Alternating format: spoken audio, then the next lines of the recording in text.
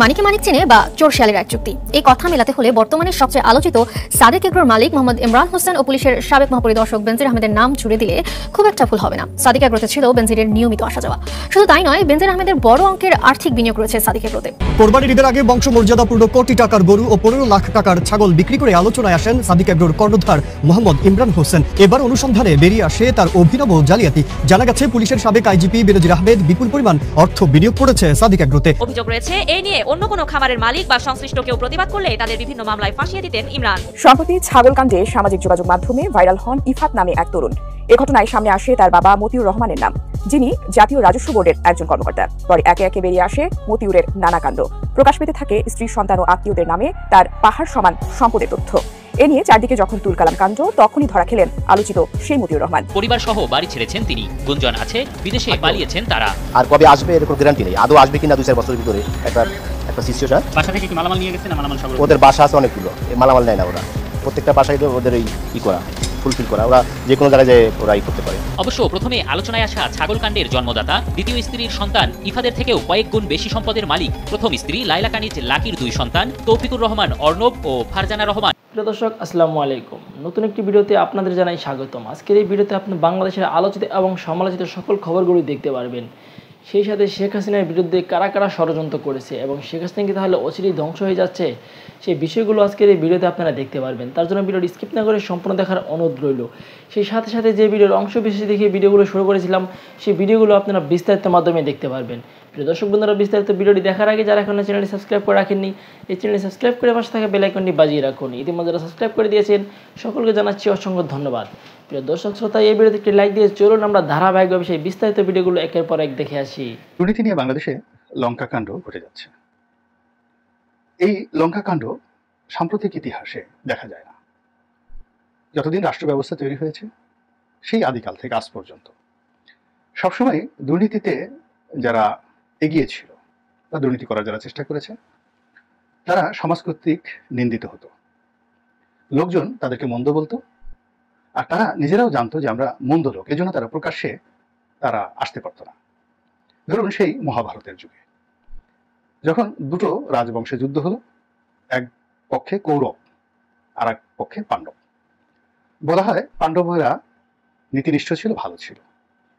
তো সেখানে যুধিষ্ঠির ছিল, যাকে বলা হতো ধর্মপুত্র যুধিষ্ঠির। সেখানে অর্জুন ছিলেন। এরকম যারা যারা ছিলেন পঞ্চপাণ্ডব 5 ভাই, তাদেরকে ন্যায়ের প্রতীক বলা হতো।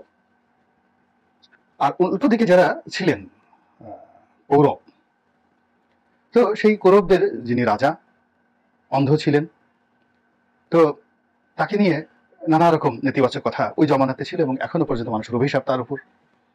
এরপর তার যারা সন্তান সন্ততি ছিল, যারা এই যুদ্ধ করেছে, সেখানে সবাই ইতিহাসে ভিলেন হিসেবে পরিচিত। তাদের যে মন্ত্রী ছিল, প্রধানমন্ত্রী ছিল শকুনি, এবং সেখানে যে রানী ছিলেন গান্ধারী, সে গান্ধারী রানী এবং গান্ধারী রানীর যে ভাই, যিনি সেই কৌরব যে রাজ্য, সেই রাজ্যের প্রধানমন্ত্রী ছিল। তো এখনো পর্যন্ত সেই শকুনি, গান্ধারী, এদের নাম শুনলে মানুষ ঘৃণায় মুখ ফিরিয়ে নেয়। কিংবা এদের যে রাজা, সেই রাজা পরবর্তী যিনি যুদ্ধের নেতৃত্ব দিয়েছেন দুঃশাসন, তো নামটাই দেখেন দুঃশাসন। দুঃশাসন তো আজকের নাম না, 5000 বছর আগে যে কবি এই নামটি দিয়েছেন দুঃশাসন, সেই দুঃশাসন 2024 সনে এসে মানে এখন আর দুঃশাসন হিসেবে বা দুঃশাসক হিসেবে সে ওই আগের মহাভারতের 5000 বছর আগে দুঃশাসনের যে লজ্জা ছিল, যে আতঙ্ক ছিল, সে ভয় ছিল, আল্লাহর ভয় ছিল, ভগবানের ভয় ছিল, দেবদেবীর ভয় ছিল, জনগণের ভয় ছিল, দুঃশাসনের মধ্যে ছিল। কিন্তু এখনকার যারা দুঃশাসক বা দুঃশাসন, তাদের মধ্যে এই ভয়টা নেই। আমি আমার এই ক্ষুদ্র অভিজ্ঞতাতে এই জিনিসগুলো দেখলাম যে হিটলার জানতেন যে তিনি মন্দ কাজ করছেন, ইহুদিকে যেভাবে নিধন করছেন, it's not the right thing, কিন্তু তার অনুভূতি ছিল, এই জন্য তিনি ঘর থেকে বেরোতেন না। তিনি যে সময়টা পর্যন্ত জনপ্রিয় ছিলেন সেই সময়টাতে বের হতেন, কিন্তু যখন তিনি বুঝলেন যে তিনি এখন একজন ডিক্টেটরে পরিণত হয়েছেন, সিমিলারলি মুসোলিনি, ইটালি মুসোলিনি, তারা সে সময় পর্যন্ত বুঝতে পেরেছিলেন যে তারা খারাপ কাজ করছেন। এমনকি দ্বিতীয় বিশ্বযুদ্ধের সময় যে পরাজয়ের পর জাপানের সম্রাট, তিনি এই প্রথম রাজপ্রাসাদ ছেড়ে 2000 বছরের ইতিহাসে প্রথম রাজপ্রাসাদ ছেড়ে তিনি বাইরে চলে এসেছিলেন আমেরিকান যিনি সেনাপতি ছিলেন তার সাথে দেখা করার জন্য। এর কারণ হলো তিনি বুঝেছিলেন যে তার সিদ্ধান্তগুলো ঠিক ছিল না এবং তিনি ভুল করেছেন। এবং এখন সেই গো ধরে তিনি যে সূর্য বংশের দেবতা, তার কথায় সূর্য উঠে, তার কথায় সূর্য অস্ত যায়, এই যে জাপানি জনগণের মধ্যে তিনি যেটা মিথ তৈরি করে রেখেছিলেন 2000 বছর ধরে, অর্থাৎ ওই সম্রাটের পদটি, ফলে 800 বছর জাপানে সেনা শাসন চলছে, মানে যাদেরকে সামুরাই রাজত্ব বলা হয়, অর্থাৎ 800 ইয়ার্স সমস্ত জাপানে অনেকগুলো ছোট ছোট রাজ্য বিভক্ত হয়ে বিভিন্ন সেনাপতিরা ক্ষুদ্র ক্ষুদ্র ভাগে বিভক্ত হয়ে তারা পরস্পরের বিরুদ্ধে যুদ্ধ করেছে এবং দেশ শাসন করেছে। যেমন বাংলাদেশের 64 জেলায় 64 জন মেজর বা কর্নেল তারা রাজত্ব করছেন, আর এক কর্নেল এক মেজর আরেকজনের বিরুদ্ধে যুদ্ধ করে এইভাবে 800 বছর চলছে। কিন্তু এই 800 বছর পর্যন্ত কিন্তু তারা ওই যে সম্রাটকে সম্রাট মেনেছে, বিকজ সম্রাট তো দেবতা। তো সেই দেবতা বুঝেছেন যে তিনি আসলে দেবতা নন, তিনি দুঃশাসক, দুঃশাসনে তিনি দেশবাসীকে তিনি শেষ করে দিয়েছেন। ফলে তিনি তার সেই ডেরা থেকে বের হয়ে এসেছিলেন দ্বিতীয় বিশ্বযুদ্ধের সময়। এরকম আমি আপনাকে অন্তত পক্ষে 100টা উদাহরণ দিতে পারবো, যখন দুঃশাসকরা শেষ পর্যায়ে বুঝেছিলেন যে তারা নিন্দিত, তারা ঘৃণিত, তারা অপরাধী, তারা ভুল করেছেন। কিন্তু এই জমানা কি হলো, এখনকার জমানা, সেই পঙ্কজ উদাসের সেই বিখ্যাত গান নিকলো না বিনা কাপ, জামানা খারাপ হয়, মুখের যে তোমার নেকাব পরে আছো এটা সরিও না, এর কারণ হলো জমানা খুব খারাপ হয়। এখন সবাইকে মানে রীতিমতো দুর্নীতিবাজদের যে দাপট দম্ভ, এই কারণে যারা সৎ ব্যক্তি তাদেরকে আসলে এখন বোরকা পরে চলতে হবে, নারী পুরুষ সবাইকে মুখে নেকাব দিয়ে চলতে হবে, মাস্ক পরে চলতে হবে, এরকম একটি অবস্থা তৈরি হয়েছে। কারণ হলো এই যে এখন দুর্নীতির তোলপাড় চলছে, নিত্য নতুন দুর্নীতির খনি আবিষ্কৃত হচ্ছে, কিন্তু এতে করে কি কোনো দুর্নীতিবাজদের মধ্যে কোনো অনুশোচনা দেখেছেন? কারো চোখে আতঙ্ক দেখেছেন, ভয় দেখেছেন? কিংবা কারো চোখে অশ্রু দেখেছেন? কিংবা তাদের সন্তান সন্ততি, স্ত্রী পুত্র যারা এই দুর্নীতির ভাগীদার, তারা কি একবারও বলেছে যে আমরা লজ্জিত, আমরা আমার এই পিতার, আমার এই মায়ের বা আমার অমুক আত্মীয়ের যে সম্পদ এটাকে ঘৃণা করি, ঘৃণা ভরে প্রত্যাখ্যান করি, আমি ভুল করেছি? আচ্ছা ধরুন একজন কর্মকর্তা, তিনি 1000 কোটি টাকা আয় করেছেন, করে শ্বশুর শ্যালক সম্বন্ধী থেকে শুরু করে সবার নামে 2 কোটি 4 কোটি 10 কোটি 20 কোটি টাকা করে তিনি জমা করেছেন। এখন তার এই দুর্নীতির সঙ্গে তার পরিবারের ধরুন 50 জন লোক জড়িত। এরকম যদি আপনি এই সাম্প্রতিক সময়টিতে যে কয়টি দুর্নীতির ঘটনার সামনে চলে এসেছে, এরকম আপনি অন্তত পক্ষে 1000 লোককে পাবেন ওই 10-12 জন দুর্নীতিবাজ যাদের নাম খুব এই সময় আলোচিত হচ্ছে, তাদের আত্মীয় স্বজন এই দুর্নীতির সাথে জড়িত।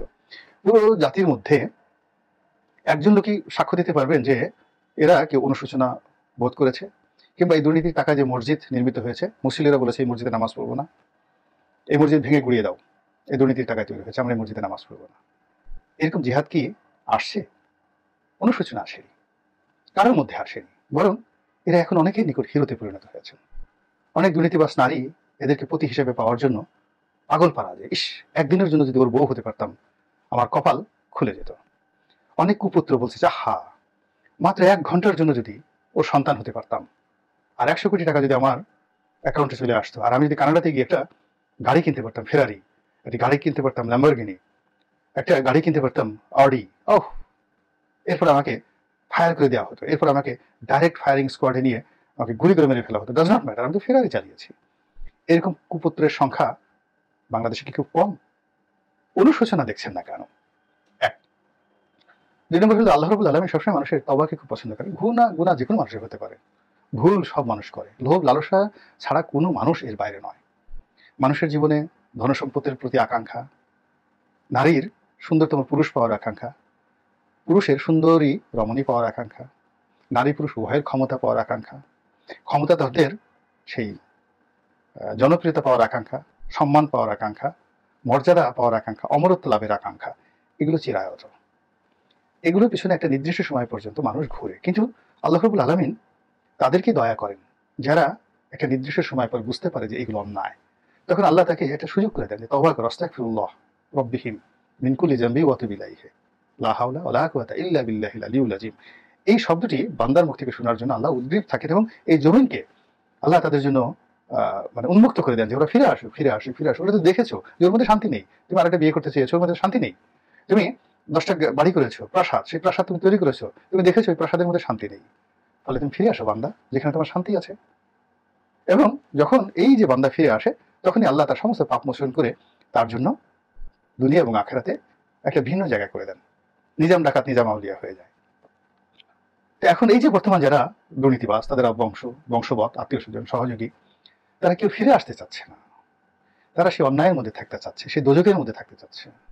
আর অন্যান্য যারা লোকজন আছে, তাদের সহযোগী, তারা তাদেরকে সাহায্য করতে চাচ্ছে, তাদের পক্ষ অবলম্বন করতে চাচ্ছে, এবং তারা এই দুর্নীতির জন্য দম্ভ দেখাচ্ছে। এবং যারা এই দুর্নীতি নিয়ে কথাবার্তা বলছে, তাদেরকে তারা শত্রু মনে করে তাদের ত্রুটি চেপে ধরে তাদেরকে মেরে ফেলার জন্য তারা চেষ্টা করছে। তো এটা তো আসলে পৃথিবীর লক্ষণ না। পৃথিবীর যে বৈশিষ্ট্য রয়েছে, সেখানে দুষ্টের দমন হবে, শিষ্টের পালন হবে। মানুষ সহজাতভাবে দুর্নীতিবাজদেরকে ঘৃণা করবে, দুর্নীতিবাজরা মানুষকে ভয় পাবে, সাধারণ মানুষকে ভয় পাবে। কিন্তু এখন উল্টো হয়ে গেছে। কেন এরকম হচ্ছে? তাহলে আমরা কি আসলে কোনো খুবই খারাপ পরিণতির দিকে এগোচ্ছি? দাজ্জাল কি এসে যাচ্ছে? কিয়ামত কি সমাগত? কিংবা আমরা কি একেবারে ধ্বংসের দ্বার প্রান্তে চলে গেলাম? ব্যক্তি হিসাবে, দেশ হিসাবে, সমাজ হিসাবে, রাষ্ট্র হিসাবে এই বিষয়গুলো নিয়ে কিন্তু চিন্তা ভাবনা করতে হবে। যারা দুর্নীতি করেছেন, আল্লাহ তাদেরকে হেদায়েত দান করুন। আর আমরা যারা সাধারণ জনগণ আছি, আমাদের মধ্যে যার যে ত্রুটি আছে, ভুল আছে, অন্যায় আছে, দুর্নীতি আছে, আল্লাহ রাব্বুল আলামিন যেন আমাদেরকে হেদায়েতের রাস্তা বাতলে দেন, এবং এই ধরনের দুর্নীতি এবং অপকর্ম দ্বারা যেন আমরা মোহিত না হই, আকর্ষিত না হই, এবং আমরা যেন মন্দ কাজ থেকে ভালো কাজের দিকে ফিরে আসতে পারি, মন্দ কাজকে ঘৃণা করতে পারি, এবং আল্লাহর রহমতের ছায়ার মধ্যে আমরা থাকতে পারি। এই প্রার্থনা বিশ্বজাহানের রব আল্লাহ রাব্বুল আলামিনের দরবারে আপনারা যারা দেখছেন তাদেরকে সহ এই নিবেদন রাখলাম। আসসালামু আলাইকুম ওয়া রাহমাতুল্লাহি ওয়া বারাকাতুহু। প্রিয় দেশবাসী, শুরু থেকে শেষ পর্যন্ত যারা এই ভিডিওটি দেখেছেন সকলকে জানাই অসংখ্য ধন্যবাদ। যারা এরকম নিউজ ভিডিও পেতে পছন্দ করেন তারা অবশ্যই এই চ্যানেলটি সাবস্ক্রাইব করে পাশে থাকা বেল আইকনটি বাজিয়ে দিবেন। যারা এখন এই ভিডিওটি শেয়ার করেননি, এই ভিডিওটি দ্রুত শেয়ার করে সকলকে দেখার সুযোগ করে দিন। আজকের মতন এই পর্যন্ত, দেখা হচ্ছে পরবর্তী কোনো ভিডিও নিয়ে ইনশাল্লাহ।